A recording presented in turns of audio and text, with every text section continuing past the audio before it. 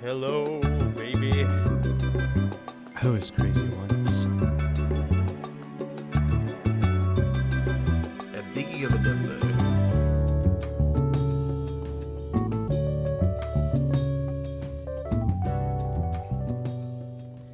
Hooah! Is that Mr. Dunkachino? It's Mr. Dunkachino. This is actually when his name changed my wasn't name. Dunk. It was Al. My name's not Dunk then. It was Al. What year did that commercial come out? It's from the movie Jack and Jill. It's an in-universe commercial because in that movie, I've seen Jack and Jill, by the way. Yeah. In that movie, Al Pacino, Adam Sandler, the titular Jack, he plays an advertising executive who's working on a Dunkin' Donuts campaign. And then Al Pacino, playing himself, falls in love with Jill, who is Adam Sandler in drag. And I think does the ad as a favor.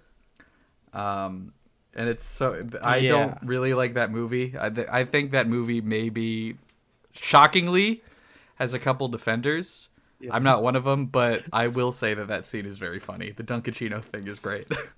Yeah, we'll include a clip of that. My name's not Al anymore. It's Dunk. I think about that all the time.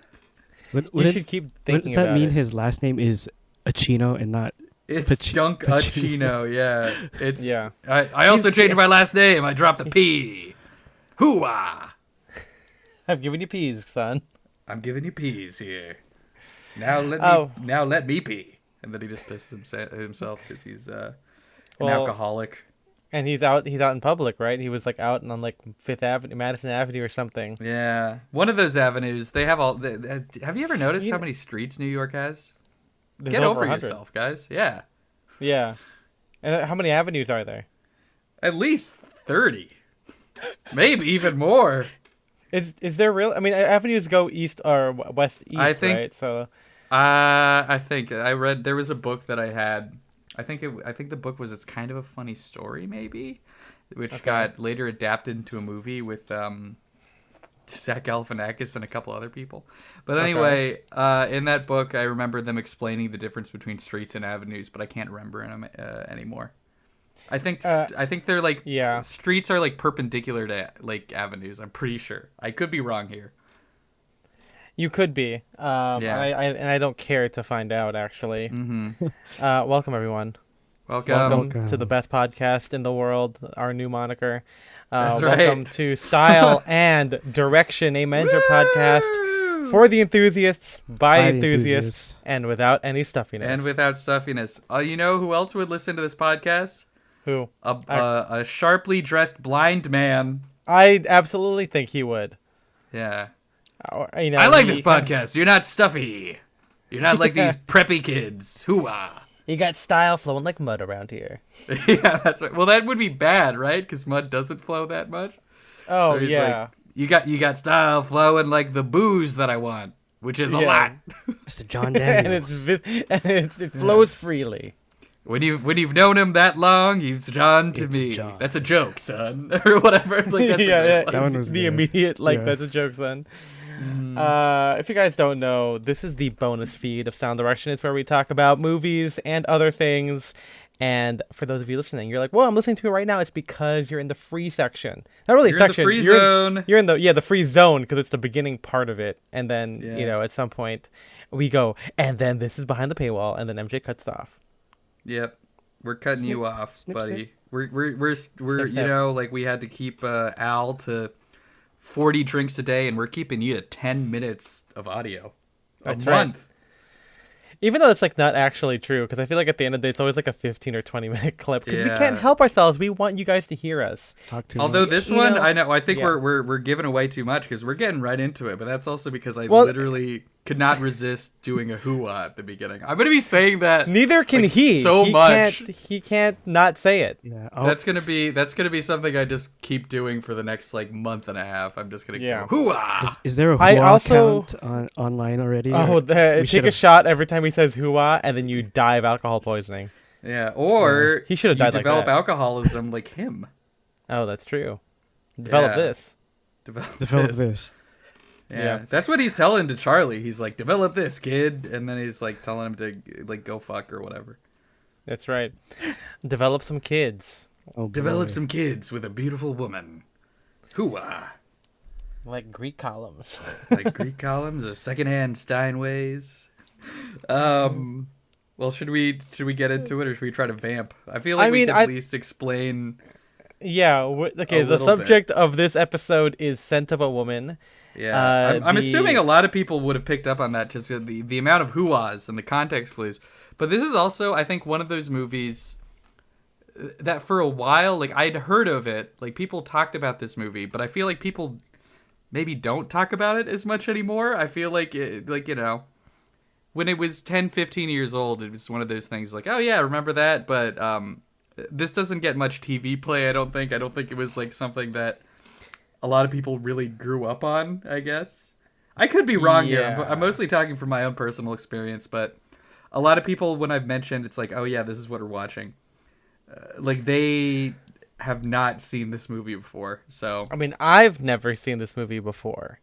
Mm-hmm. Same. Have you seen it before previously to the... I mean, yes, you have, right? Because, I mean, you're the one who showed us the... No, I've seen the clips. Well, because, again, like, this is my first time watching it, too. Yeah, how did you even come across the clips? Like, what prompted that? The first thing was the clips that I sent to Discord where I used to watch the Critic on YouTube back in the Old West days when they had full episodes of that show.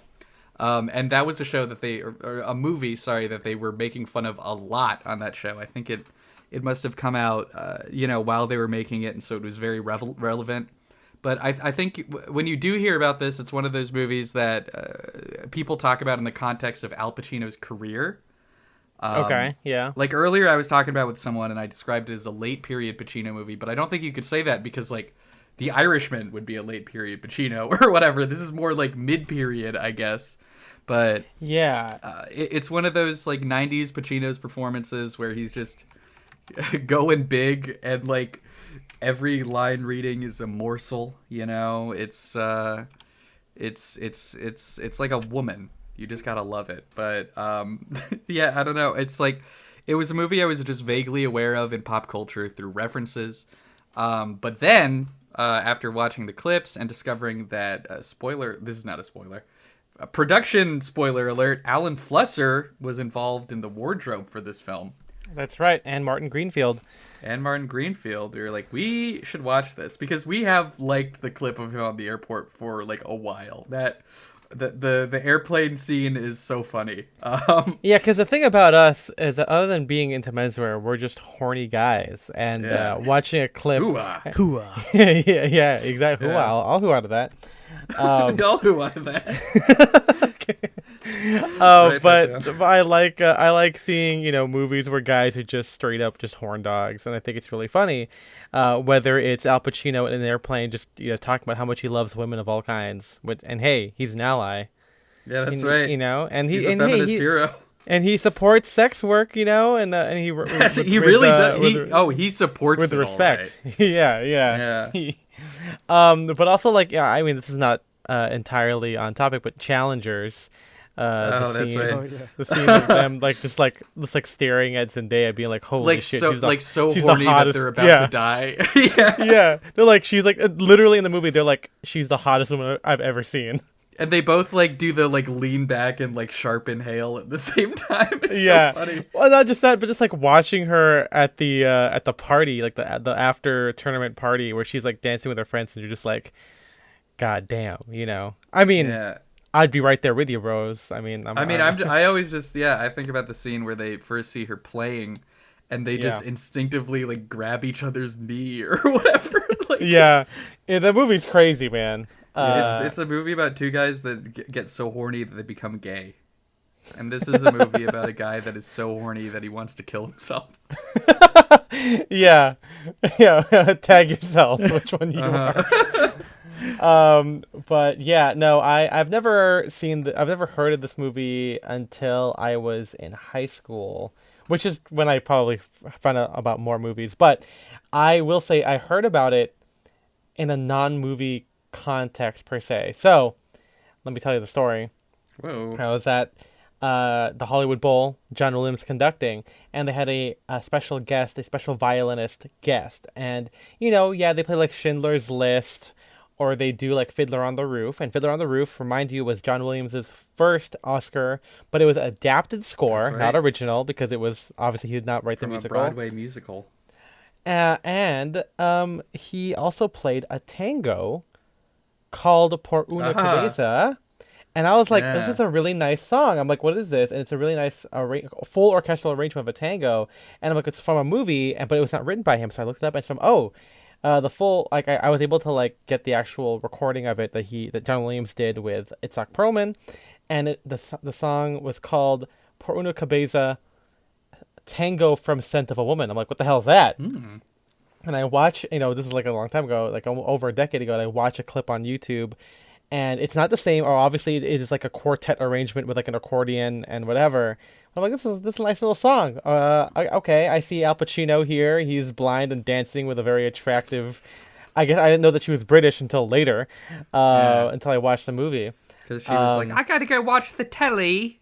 That's right. I gotta go take a lift. Was it Little London? Was it Little Britain? Little Britain. Wee Britain. Wee Britain. I'm sorry. Yeah. Yeah. How would you like it if someone did something to someone stupid in your family? Yeah, there's the Mary Poppins that constantly gets them. Yeah, and don't forget about don't miss the Poppins. But yeah, I really like the piece of music. Charlize Theron. We should just talk about Mr. Arrested F. Development at some point. You could move into TV territory. Yeah, territory. That's right. Yeah, I really like the piece, and so I didn't think about the movie until Spencer was like, "You gotta see this clip about." It's so funny. It's his monologue. If I was an actor, I would have that as my monologue. That's your like self-tape monologue. Yeah, my self-tape. Hi, Ethan. I'm here auditioning for the part of cab driver, and here is my audition. And then I press click. Press play. And then wait, so were you not recording during the introduction? You just said that to the room? Oh, I say the words click. I'm not actually. Okay. Yeah. Okay, nice. okay. That's what you normally do. People don't know this. It's a little Hollywood insider tip. That's right. I really like when you say click, because then they know you can do onomatopoeias, and they don't have to hire a sound guy. That's true. Also, I mean, sometimes you gotta do when you don't have a clapper.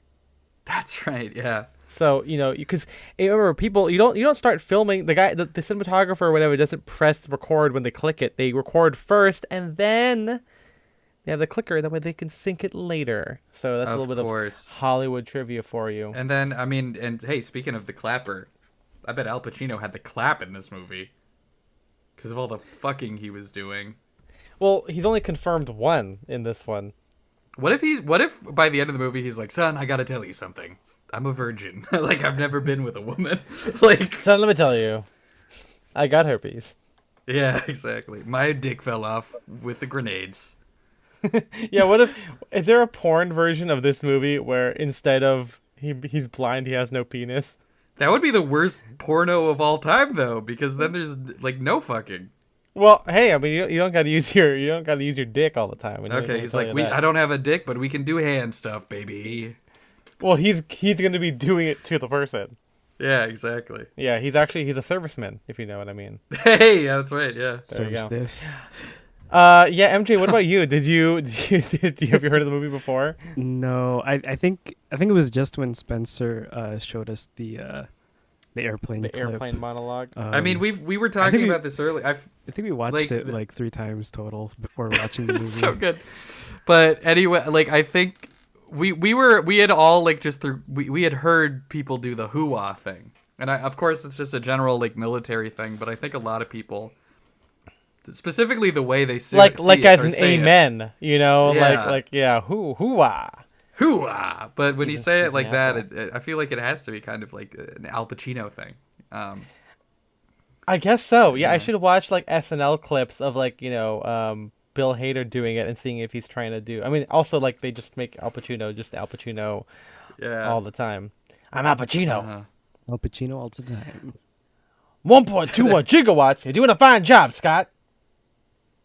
Because it's great, Scott. You guys should watch the SNL The Back Okay, to so the Future one. we're including photos of Dunkachino. We're gonna include Bill Hader as him. I feel like we got to do Scent of a Wolfman.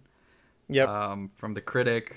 We're planning out the Instagram right in front of you folks. We're pulling away the curtain. That's it. You know, we don't stream anymore, but we're gonna turn our podcast into streams where you can hear us do the work. It's not a this live thing. stream. It is the it is a pre-recorded stream.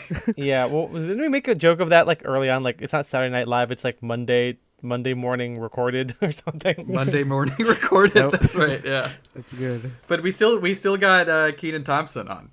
That's right. You don't ever hear him, but he's always in the studio. Yeah. It's laser time. What? Oh, I don't know who that was. Actually, Yeah. That was if he was a millennial. that's Maybe. Oh, that's Uh, your version yeah. of Lieutenant Colonel Spencer. Yeah. Instead of going hoo-ah, he goes what? Oh.